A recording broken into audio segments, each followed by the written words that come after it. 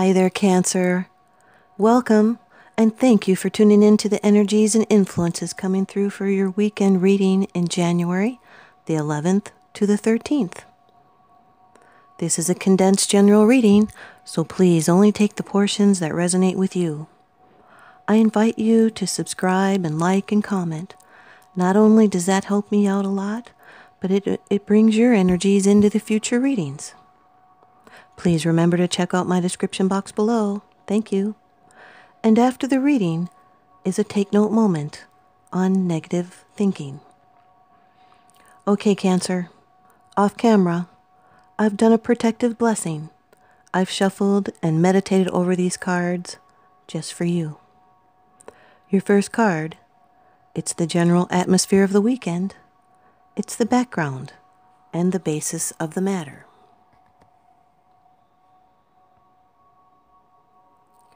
The Four of Cups, Cancer. This is water energy.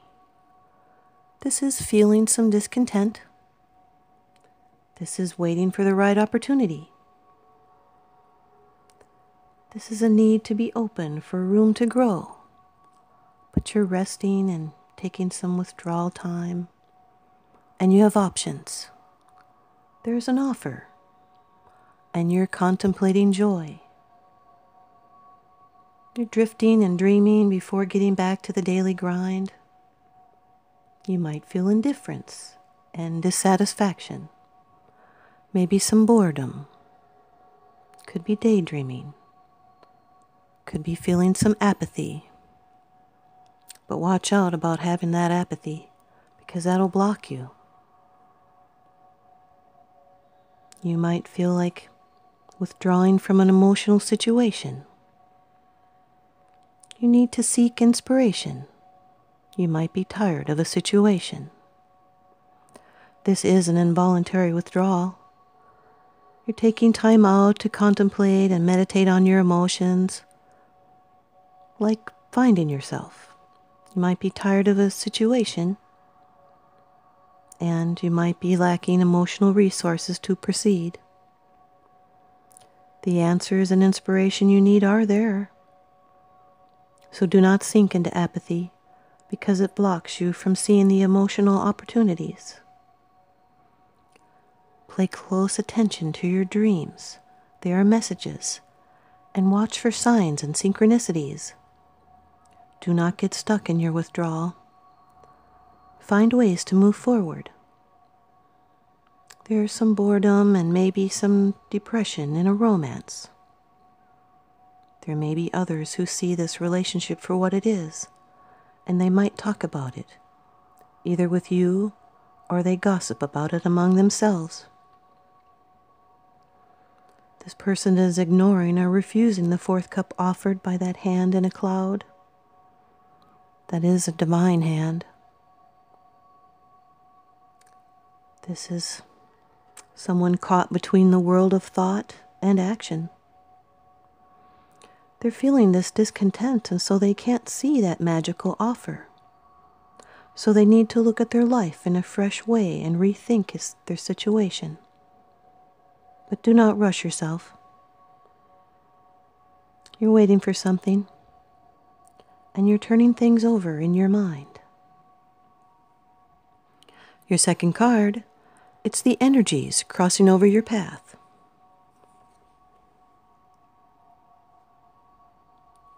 Number 19 of the major arcana in the Rider-Waite deck, the Sun. This is big. This is attainment and liberation.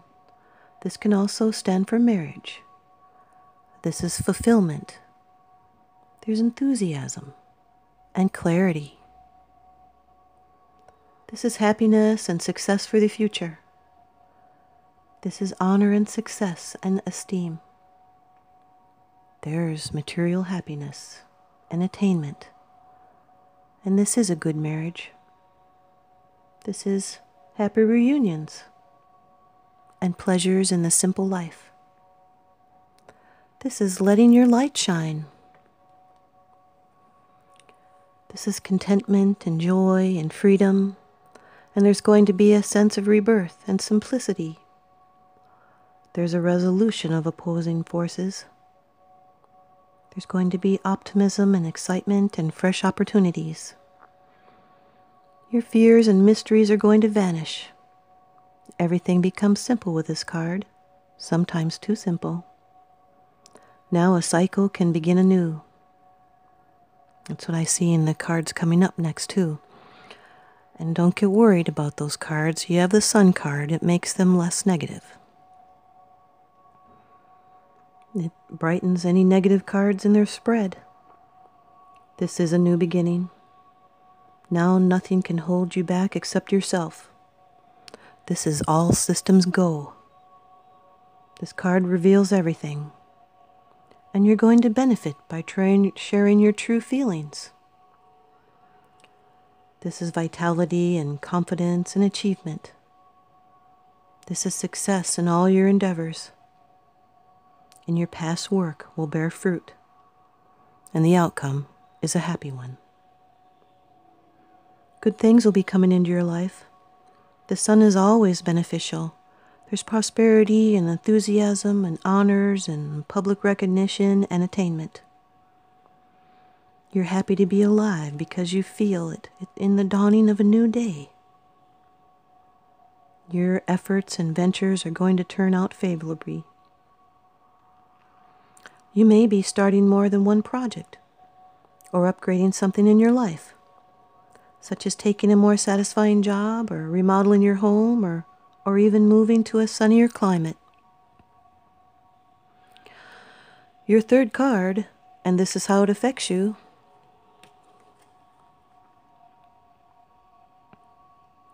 Number 13 of the Major Arcana in the Rider-Waite deck, the Death card. This is change and renewal and transformation. This is an ending. This is closure and regeneration. Number 13, the Death card, Cancer. This card does not represent actual physical death. It's the dying away of old habits and old fears or even old hopes and old ways. It's old ways of dealing with the world or old relationships. This experience may seem shattering, but if we welcome this change, we find that death leads to new life and new possibilities. This is something that you may need to give up. This release may be difficult or painful, but the time has come for the new. This is letting go. It's creating closure, and now new life is going to follow, and it's going to be for the better. Those old ways first must be destroyed to make way for the new ways and new things that are coming. This is the end of a cycle. Whatever stage you're in right now, it's going to change. You may feel like there's a need for mourning. But this transformation is for the better. It's a metamorphosis of some sort. Patterns you once found workable are no longer effective. This is revitalization. Revitalization. It's time to look for a new path. Could be a change in a relationship or a job or a long-standing belief. Could be even a change of your mind. But it might be some kind of outside influence since it's going to cause change. You need to accept this change or it will be thrust upon you. It's a rebirth.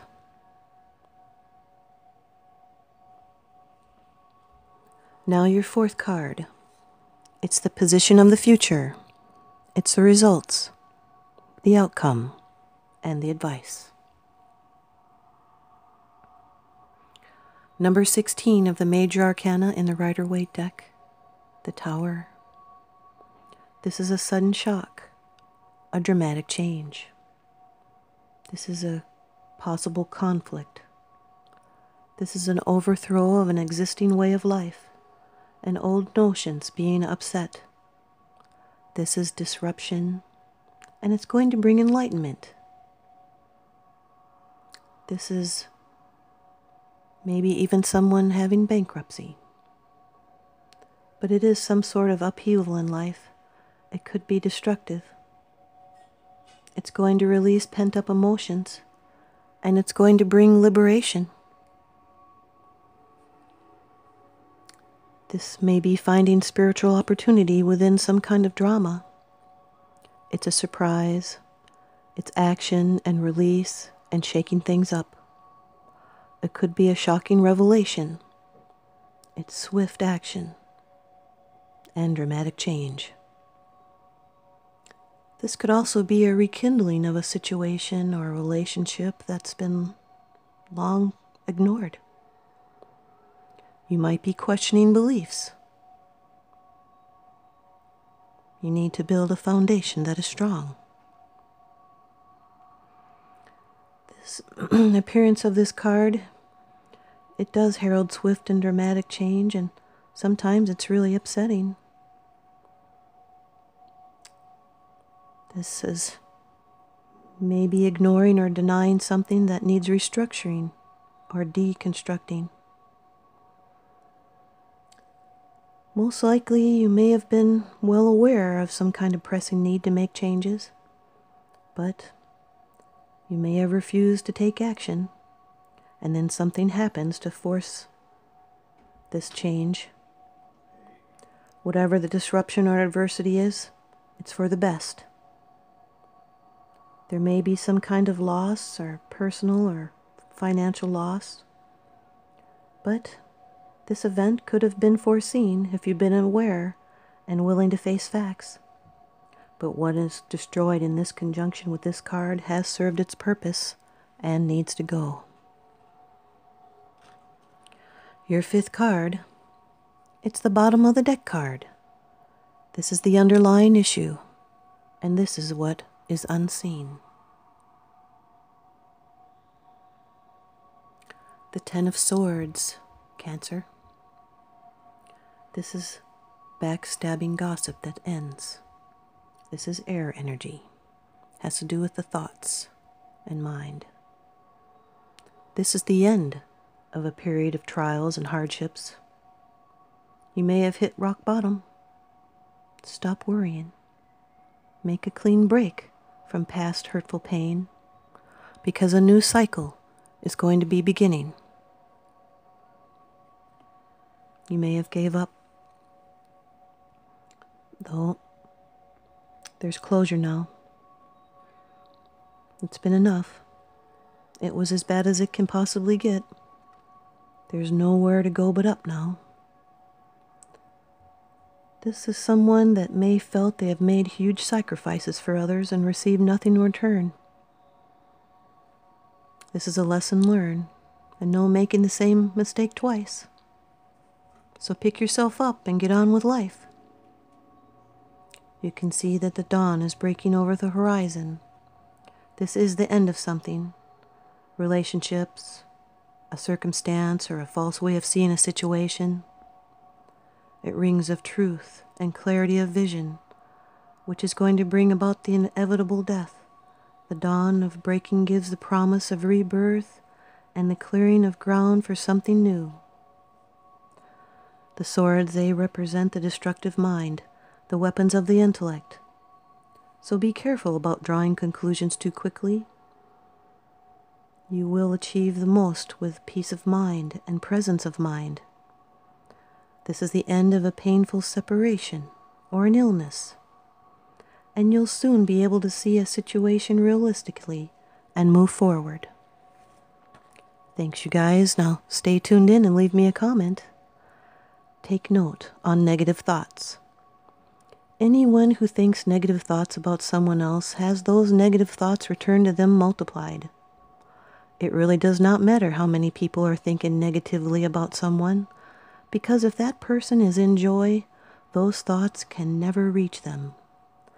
Being in a state of joy puts that person on a different frequency. They're on a different vibration. No one else can bring negativity into our lives through their thoughts unless we allow our frequency to lower to the same negative frequency as theirs. Thanks, you guys. Now remember, what goes around comes around. So I'm sending you out love and light. Thanks for watching.